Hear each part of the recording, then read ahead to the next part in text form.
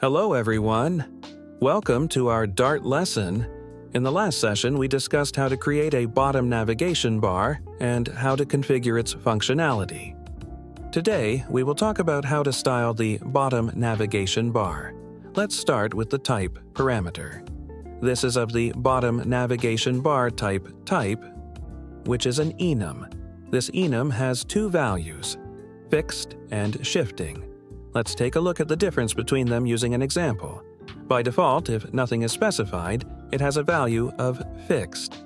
As we can see, when we switch between items, their width does not change. The only thing that changes when an item is selected is the font size. Let's set the type parameter to shifting and restart the code. We see that our items are now white and blend into the background of our bar. Let's use the selected item color parameter. This parameter allows us to specify a color for the selected item in the bar.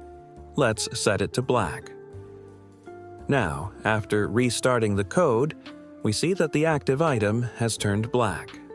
Next, let's set the unselected item color parameter, which, as we can understand from the name, is responsible for the color of unselected items. Let's set it to gray. Now, after restarting the code, we see that the main item is black and has a label, while the unselected item is gray and has no label.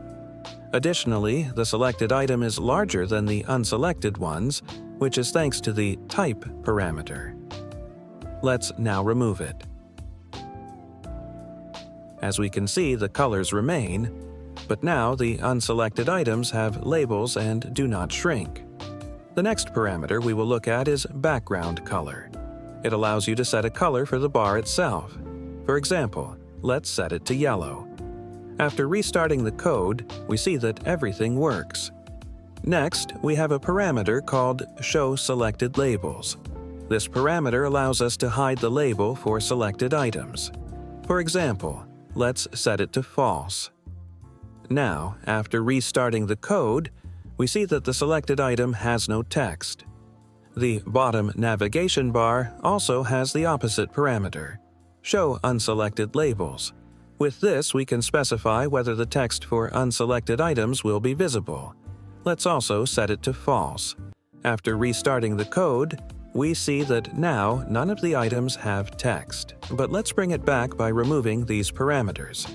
Since the default value is true, the text is displayed for all items if these parameters are not specified. The next parameters we will look at today are selected font size and unselected font size. They allow us to control the text size for selected and unselected items separately. For example, let's set the font size for selected items to 20 and for unselected items to 14, so that the text for the selected items is larger. After restarting the code, we see the result.